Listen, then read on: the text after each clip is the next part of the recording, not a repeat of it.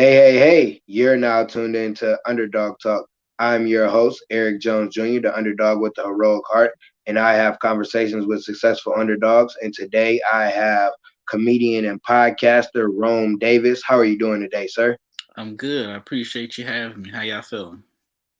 I'm good, man. I ain't gonna lie to you. I'm tired as can be. Like I've had today.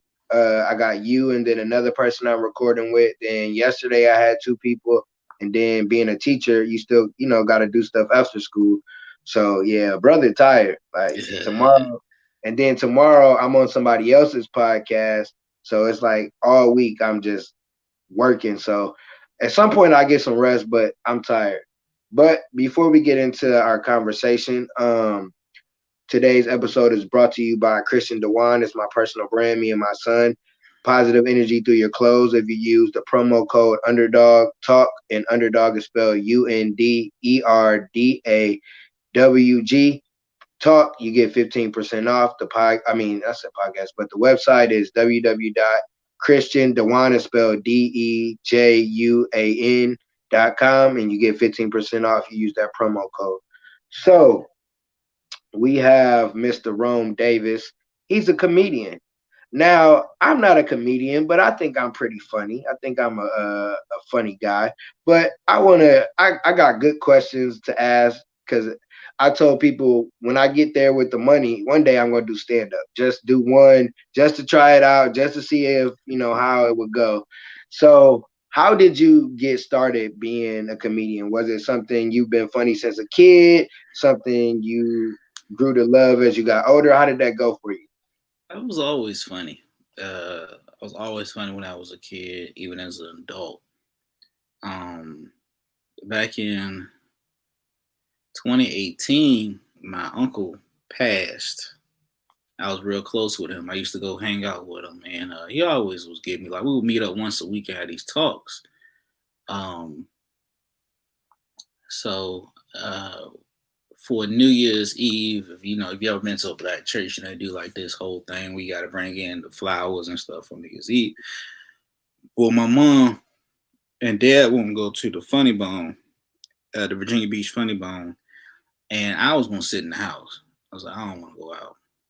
So they ended up going to the church, but they gave me the tickets, and I had took a friend with me, and Godfrey was performing. And at the Virginia Beach Funny Bone, which is the 757's biggest comedy club. And they have a comedy school there. It had a sign that said, comedy school classes start like January or something like that. And I saw Godfrey perform, and I remember I was just standing like in the lobby, the bar area, and he just walks past me. He said, "You gonna sign up for it?" I said, "I'm thinking about it." He said, "You should do it." So I went to comedy school. I did 6 weeks of comedy school in 2019, and I ain't looked back since. That's funny. I actually seen him this year. I seen him when he came here to Indianapolis. And he's funny. Like he's hilarious. Like I seen him like, how you see people on the internet or on shows, but then sometimes in person they're not as funny. But yeah, he's definitely a funny guy. So that's dope. I like, to be honest, I didn't really think of it having like comedy school. Like I figure you just go and you do work on your craft at home or however, and then you just go to like shows or whatever. So what did like comedy school consist of? What did you actually like have to do to, you know, during that time? Man, let me tell you. In 6 weeks, the first week you get a tech, it's like your introduction course. The class is like 250. And the first class I had a friend that was supposed to go with me, different female friend. And she didn't pull up. She's like, I can't make it or something. So I went with my pops. Now I'm 30 at the time. And I got my 58-year-old father going down to a comedy school with me because my nerves was bad. And I'm like, I don't know. So this man come up to me. Me and my pops, we just chilling. And we walking out the class. Hey, if you really gonna do it, I'm gonna pay half. I was like, oh, okay, because I ain't had 250 at the time. So I bet. So I just got to come with a cool 125. He paid the course. I can rock with it. So the first they give you like this little textbook. They give you, you know, week by week stuff. It's not really a textbook. It was just a 3-ring binder with some paper in it, and we just writing down. We write it, build up our set. So I think like the fourth week we were in there because people we had like a big class, but people dropped out because Yeah. it challenged you, man. It really challenged you. And you know, if you look at me, you know, I don't look like I'm funny. I don't look like I'm a comedian. I look like I can do whatever. Um, that fourth week, man, we got down about we went from like a class of like maybe 25 people to like maybe a good 7, Mm. 8. And that fourth week, they said, you know what? For it's called, we got to get ready. So we got to actually perform in front of a crowd. So they sent us on a Thursday to like this comedy club called Kazi's in Newport News. Bruh, can I cuss up here? Oh no, Yeah, nah, you know yeah, what? Okay, I almost shitted on myself. yeah.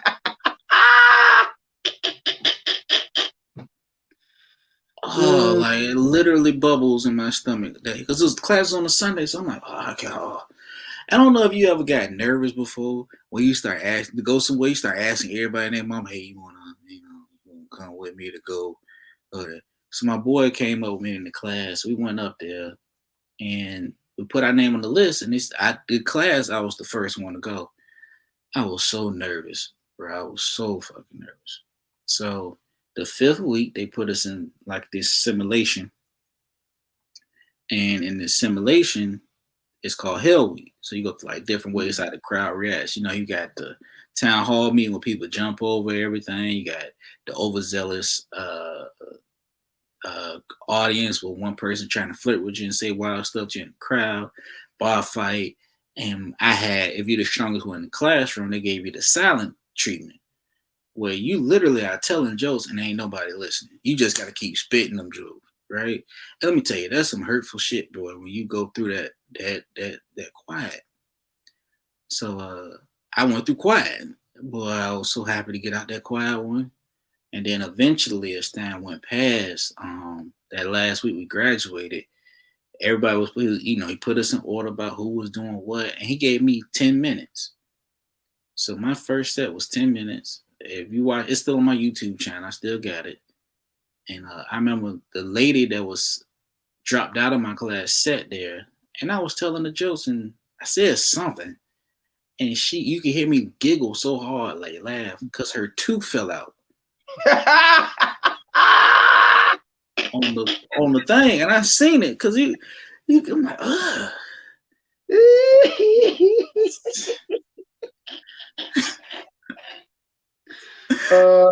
So yeah, I mean, I was like, yeah, her tooth fell out. So yeah, that's how it went. That's how it went. Her tooth fell out because I made her laugh so hard, and I didn't think I was that funny, man. But I was so relieved to get it over with. I mean, it was dope. I had fun. That's what's up, man. I don't know if I could be telling a joke and somebody and they tooth fall out in front of me. I'm gonna be dead. Like I'm gonna be cracking up. Like I might even throw some jokes that the tooth came out. They're gonna be like, "Why you laughing?" And I might have some jokes for the tooth coming out because it's like that would be so hilarious. Like sitting there, you telling jokes. You like, all right, I'm kind of at the end of this, and bam, a tooth fall. Oh man. And then you say y'all like I ain't almost like been nervous to where my stomach bubble like that, but I've definitely been nervous to where like I'm like, oh, I don't even want to do this. Like I don't know why I signed up for this. Like what was I thinking? Like that's like the first time I went to go speak at a school, I was nervous. Like I was so nervous, and I kind of messed up. Like the kids kind of threw me off. They was kind of disruptive, and I was like, all right, bet, let's go hoop. I was like, all right, we can go hoop. The teacher was like, yeah, we can go to the gym, and that changed everything because I had to make an adjustment because I was like, this is going downhill. This isn't going the way I thought it was going to go, and I had to be like, all right, let me make an adjustment. But that's dope. I really didn't know like about like comedian school, but like some of the stuff you say, like it makes sense of what you have to do because if you go somewhere and you nobody's saying nothing, you still got to do your show. You still, it don't matter if you got an hour, 30 minutes, 10 minutes, you got to do your set. You If gotta you don't do do it. your set, you might as well lost that money because say you get paid whatever, maybe a couple hundred, and you go out there, nobody laugh. You still got paid. Yeah. So what kind of comedian are you? Are you a person that can tell stories that's funny? Are you a jokester? Like what kind of like when someone comes to your show, what kind of can they expect like from you? Man, I'm like a hybrid jokester and storyteller. Um, because all the stand up that I watch on a consistent basis, and when I actually left and graduated comedy school, I still continued taking classes at this thing called Performance Playground. If you're ever in the 757 and when you're not doing anything on a Thursday, Performance Playground is where you want to be at, right? So I was still taking classes and I was just learning game. So I rely on my intellect um on the mic. I really rely on my like putting jokes over your head type shit that makes you think. I'm not a big fan of the physical comedy where you see, and I've been on the stage when I seen people do that, like before they do it, like hump the stage, take the microphone, use it as the penis, and I got to touch the microphone after them, and I Ooh, don't do that stuff, man. I can't do it. I just now got comfortable using the F word on the stage because when we was in class, we couldn't use the F to seal the N word. So I just now started using the F word after 3 years of me being on the stage. I actually started feeling comfortable using the F word on the stage. So you'll see intellect. You're gonna hear about me talk about my jobs that I've worked, my family, friends, my dating life, some of these conspiracy theories I got in my head. Like if I think Rapunzel was black, would that prince still climb up on the side of her head? No, because she's not. Like stupid shit all the time. you know. hey man, you a fool. Oh, that's hilarious. Okay, that's I like that. I like that. I think I'm a good storyteller just cuz like the stuff that I go through, like I see some of the craziest stuff. Like I don't think I know there's people out in the world that see it, but I see the most randomest craziest things. No matter like it could be just random stuff. Like I was outside talking to somebody and I'm in on the sidewalk. So I got a sidewalk, I got some grass, here. So I'm walking up and down, I'm talking, and I live right across the street from a gas station. So people, they about to turn, and I hear yelling. The driver get to stealing on the passenger, just rah, rah, rah. I'm like, it's two white ladies. I'm like, what the heck? They stop and they drive off. And I'm like, what in the world just happened? And that's like, I just like, that's just the crazy stuff that I see. I see so many fights. I see the craziest stuff. And I just try to, because with speaking, I got to tell stories. So I think I can tell a funny story or I can tell a serious story. So I'm a storyteller. So, um, who do you study? Who do you watch? Like, cause I watch a lot of like I don't watch a lot of movies, but I watch stand up. I like to laugh. I'm funny, like so I like to laugh. So I watch some stand up. Who are people that you like as you getting in the game? Who are you watching like and study? My study is like gonna be like a little different, right? So for comedy, I grew up as like anybody that didn't, a lot of people did Kings of Comedy. I grew up a blue collar comedy to a person. So Jeff Foxworthy, Ron White, Larry the Cable Guy. That's what I loved. And then I eventually gravitated towards Kings of Comedy after the success that it had. Um, so uh I actually had him on my show, and I actually did his show for him, and that was Michael Colyar. He's and D Militant. Michael Colyar and D Militant are two people that I've studied religiously. I've watched their sets, I've studied them, and then when you study, for me, like even though I've seen uh, Michael Colyar on Def Comedy Jam thousands of times, I actually now am at the point where I'll watch it on mute. And the reason I watch it on mute is because I want to see his interaction, his stage presence, the way that he carries himself. Him, them two, and if a lot of people really sleep on him, they just associate him with Wild Not 85 South Show. It's Yeah. Carlos Miller. Yep. That's my dog right there. If you ain't seen Heart of the City or Kevin Hart Presents on Tubi, his 30 minutes that he did from start to finish, it's just like how keeping it real, how I do my comedy. It's a smooth jazz conversation. It's not like I'm going up there telling jokes. You like, man, what is he talking about? This dude really telling this? You don't believe him, but then you believe him because this is life. Like you said, Yeah. those two women that was Yeah. fighting.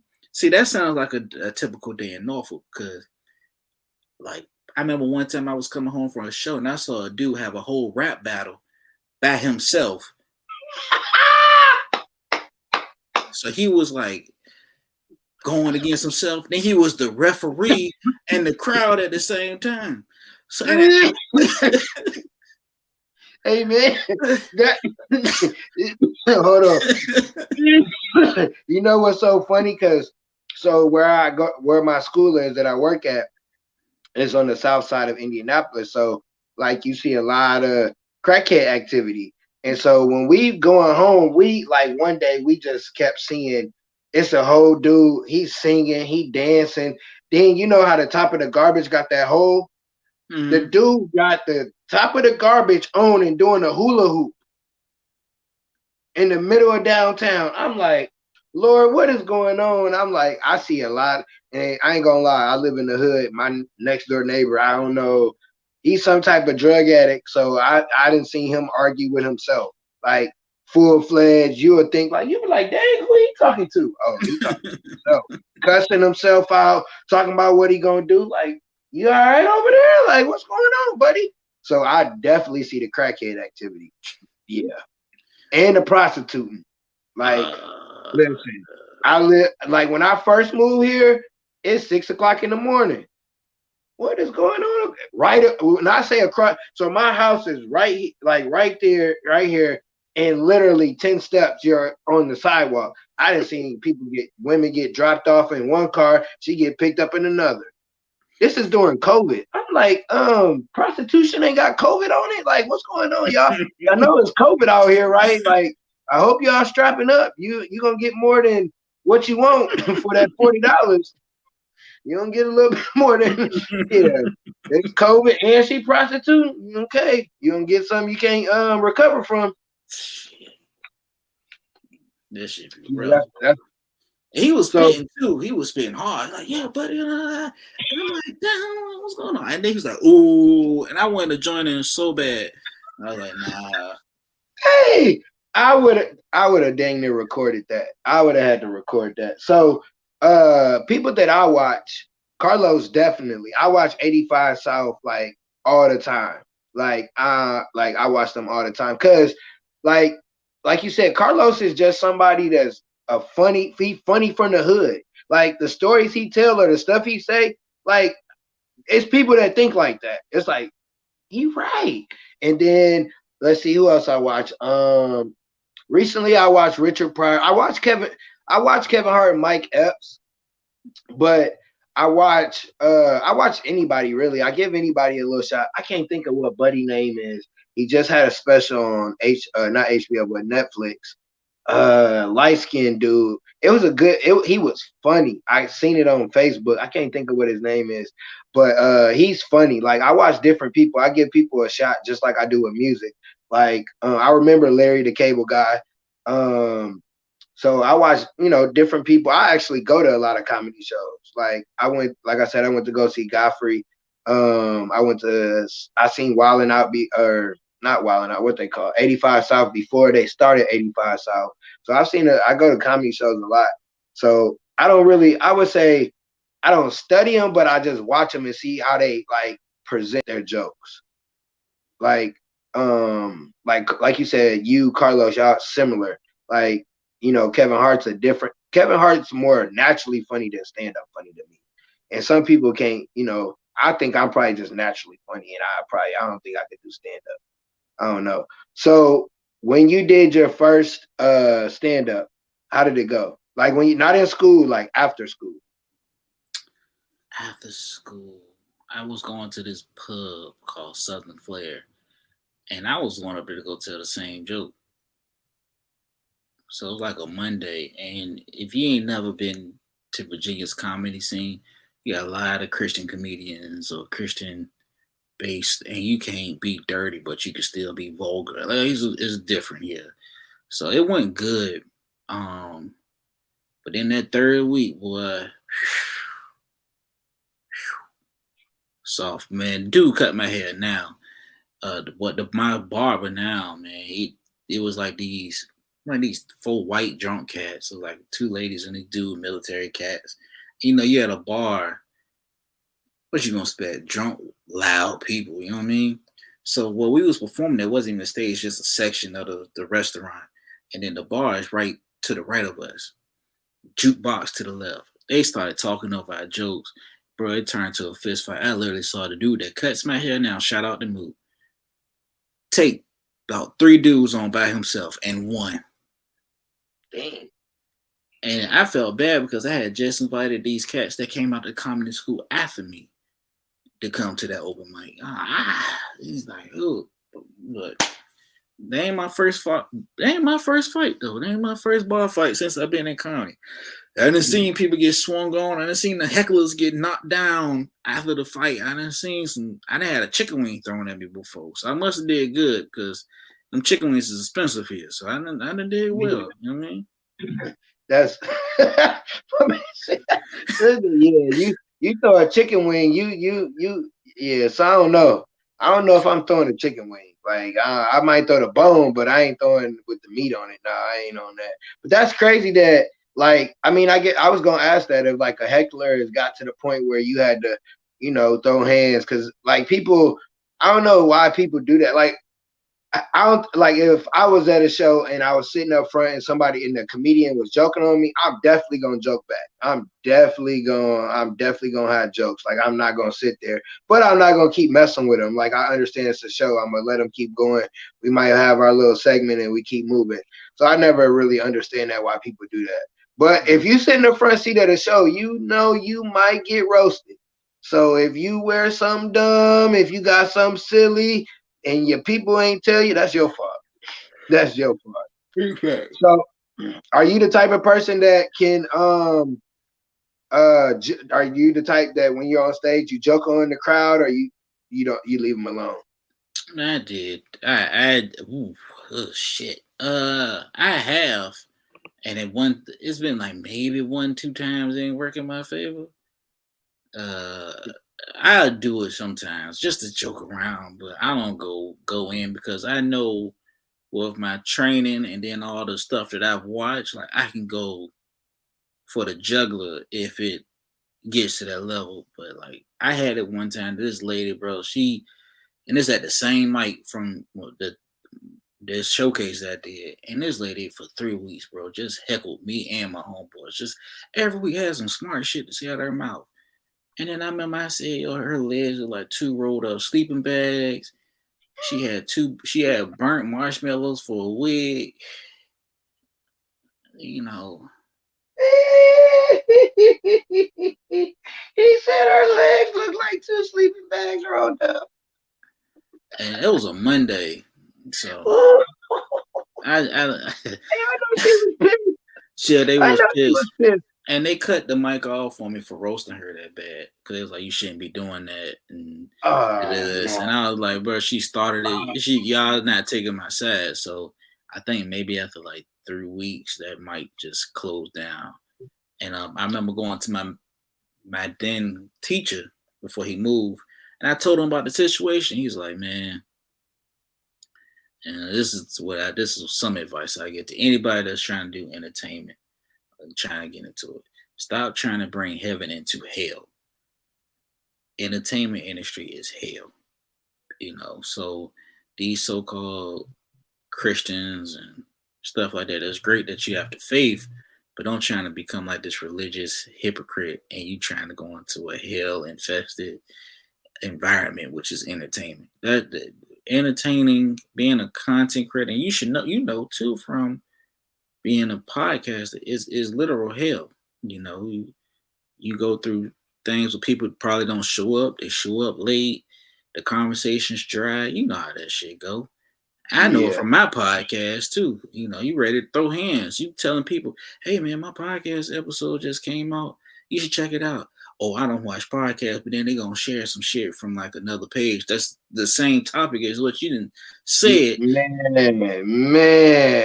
that that that be the worst. You be like, okay, I said the same thing just because, and it's like just because that person has a title or they got some type of money, like I said the same thing. Me and you are more similar than this person, but you'll retweet or you'll reshare their stuff. But and I got to the point where it's like, oh well, whoever like it or whatever, they gonna share it. Like I stopped depending on support from those close because they sometimes they just don't. It just happens that way. So where do you see yourself with comedy? Where do you see yourself going? You see yourself getting a special? You see yourself, how do you see this for you? Special, I'm working on a special now.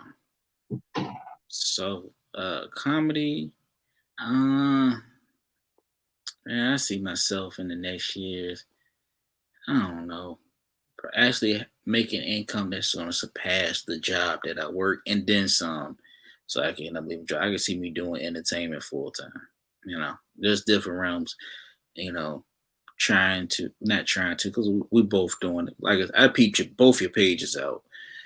We both trying to just brand. So just branding myself to the point where it's like, all right, well, I know Rome Davis gonna be on the microphone, so I know this shit about to be fire. You know what I mean?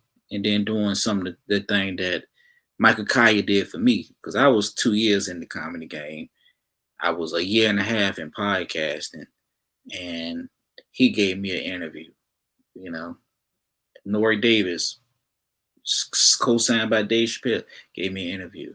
And Michael Colyar actually was my first comedian that actually professional comedian that actually performed from. So that's something I want to do. I want to actually do what he did. Like, hey, bro, I gotta show, and that's what I'm trying to do now. Actually, with the podcast now, just show love back.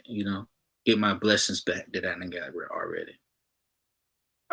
I'm definitely the same way. Like, people give you opportunity. Like when I get on somebody else's, I'm like, I thank you for the opportunity, for me to be able to share. And like you said, build your brand because you never know who might be listening. You never know who they know. Like I done had a couple guests on my show and we done other stuff where I done got other opportunities from that guest.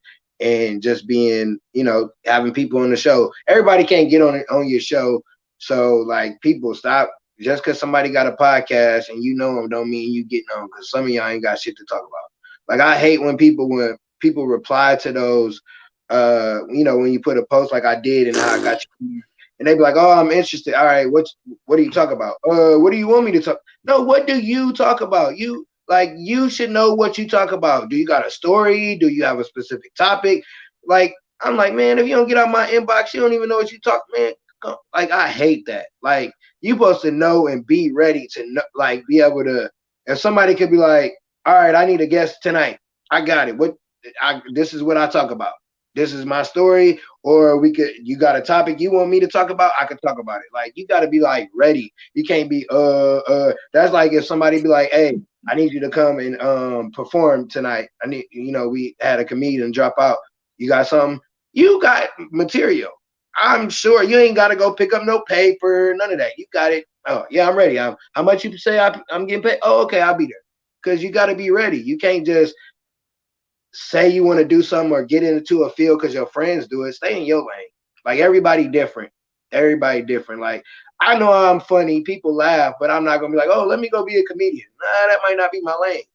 Yeah. That might not, and I might go up there and boo, get your ass off the stage, and I'm gonna be like, yep, let me go back to teaching and podcasting. Let me go back to what I was doing before this. But everybody's different. So I don't want to be like tell a joke or nothing because that sounds kind of corny or like, yeah. So where like do you see yourself dominating your state, your city? Or do Nah. you see yourself like going to to wherever where the comedians at. You trying to go to? As I think it's either for us as black people, it's like you can go. People say Atlanta because that's where everybody at. That's where you can build. Or you go to LA and you got to deal with you know the other color and all that bullshit that go along with in the funny business. So where do you want to go? Is it you want to go your own route, or are you trying to go to Hollywood and go at that route? Man, I go my own route. Cause like funny is funny no matter what color you is. Like people say, not trying to say That's anything true. bad, but like some people say like, oh man, black people get more love in Atlanta than LA. No. Your jokes are universal. You just gotta know your lane. Like if like let me prime example, Kevin Hart, right? If you watch Kevin Hart stuff, it's like Bob Hart stuff. It's safe in a sense. It's not trending like if they talk about politics and shit like that. He's gonna talk about his family, his friends, his life, uh, just shit that he didn't see, right? So his shit can go all 50 states, go overseas, go up in Canada, whatever, because that's just what his jokes is. So as far as the realm that I see, I don't want to like toot my own horn or come off cocky. I don't even get love in my own city. You feel what I'm saying? And because the way that this game works is because it's like golf, it's a one man sport.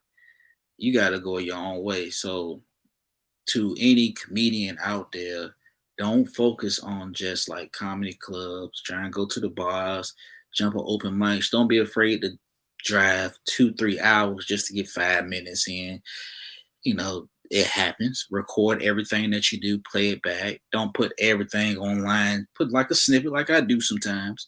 Put a Yep. snippet of what you do, and then the shit that you have is going to be unedited, and that's what comedy clubs like to see. So get some bubble mailers, a little template letter, put your information in with your social media, put the flash drive in there, and start mailing them shits out, and they'll start knocking. Join these Facebook groups like how we met on the Facebook group. Respond back to those shows. Jump on as many podcasts as you can to try and get your name out there when you're not doing a comedy show. So I want to dominate worldwide. I want to go worldwide. I want to be able to take my jokes, my material, my content, myself, my brand, and go to Just for Laughs in Canada, go to Atlanta Comedy Theater, go to I actually done LA before, but go back to LA.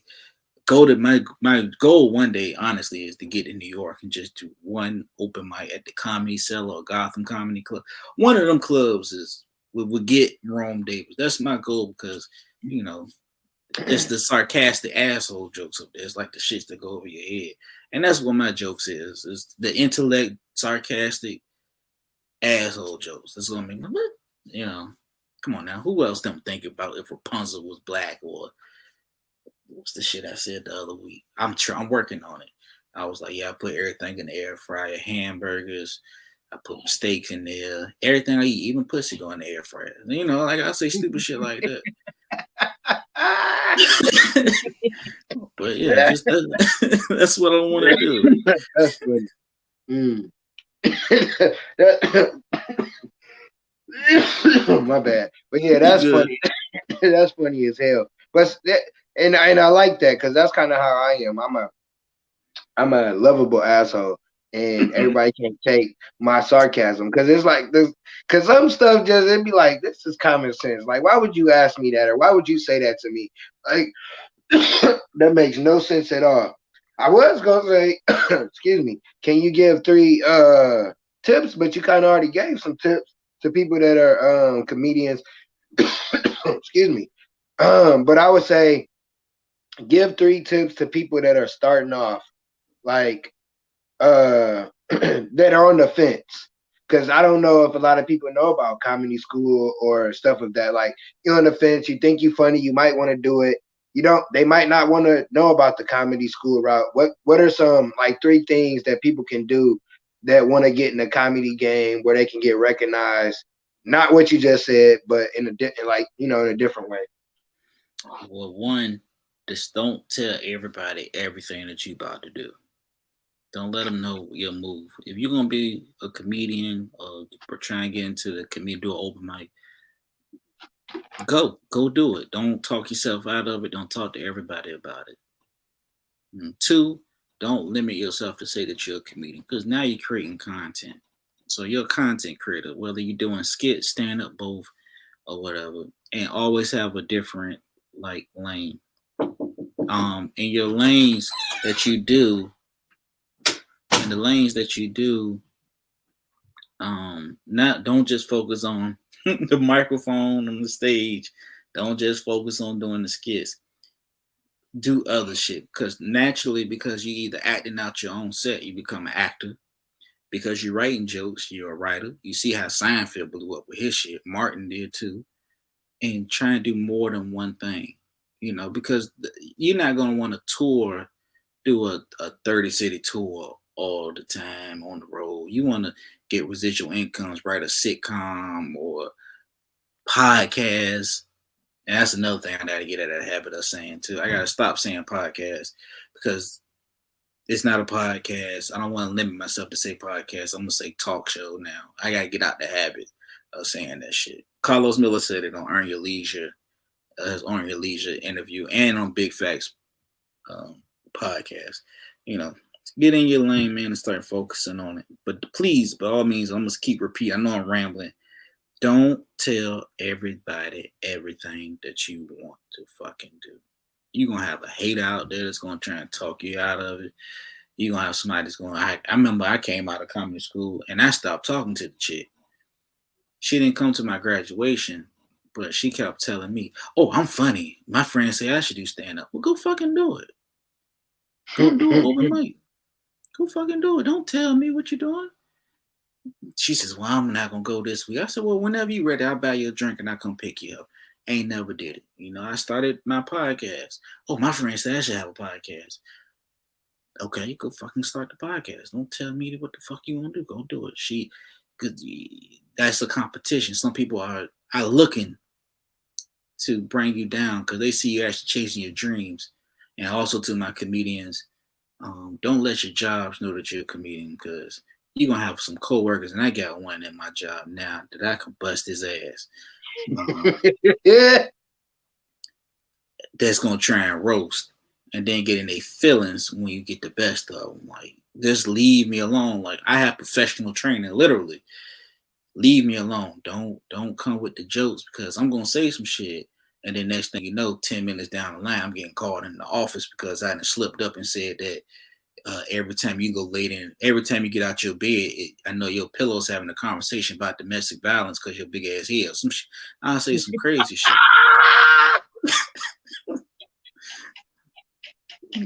Leave me alone.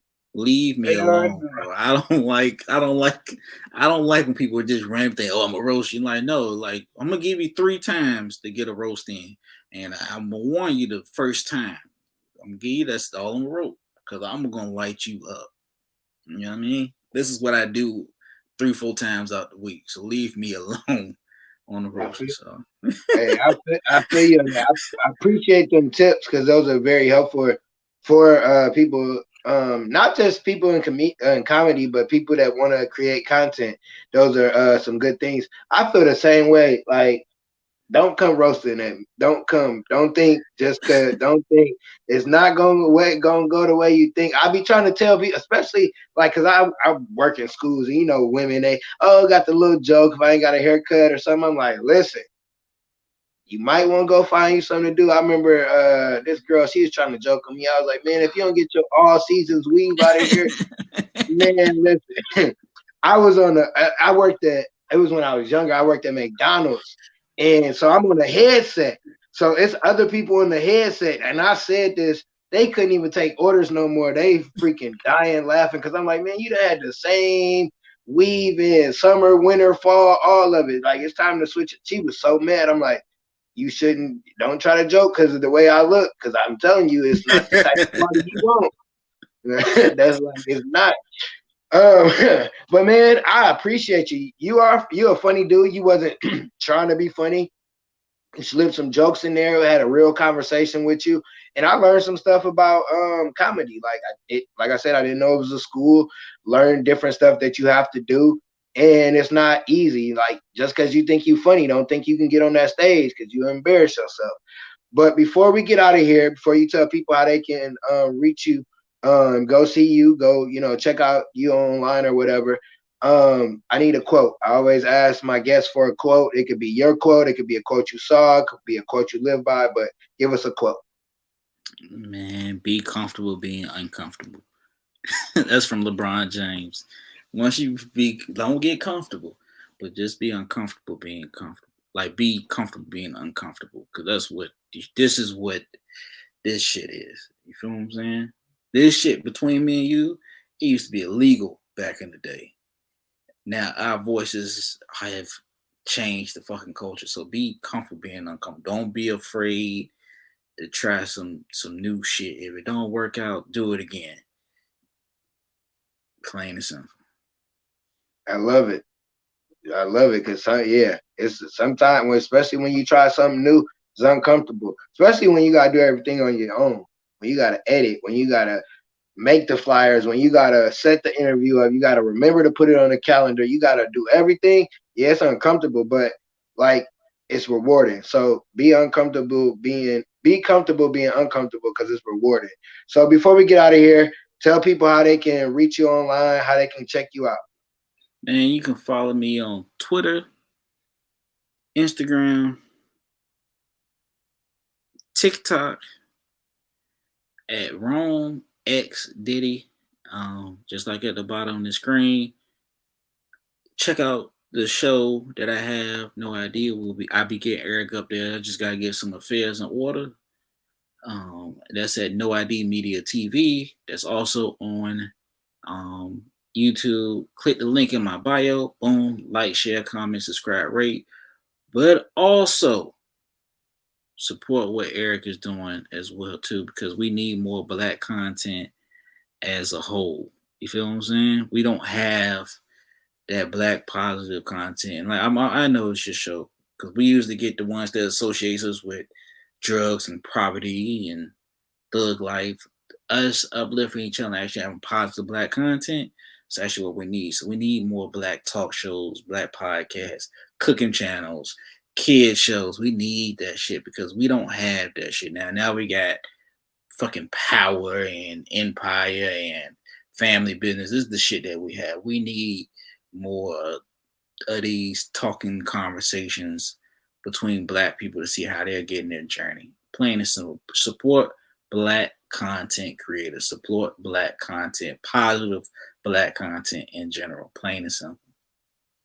Appreciate that. Y'all heard how y'all can reach him. Rome, X Diddy, everything. I have all the links in the show notes. You can reach me on Underdog Talk podcast on Facebook, Instagram, on Facebook, or not Facebook, YouTube, and then on any podcast platform, Underdog Talk Podcast at Gmail. If you got good things, bad things, if you want to be a guest, if you want to find more out about a guest, whatever the case may be. You got any closing words? Nah, man, just keep doing your thing. I see you. Like I said, I done peeped your page. I done Instagram stalked you a couple of times. So just keep doing your thing. And for those that's like listening or going to be on the show, just support the man. If he sends the collab for the post, we post the shit. God damn, accept it. Because like I said, we need more of this. Appreciate it. And on that note,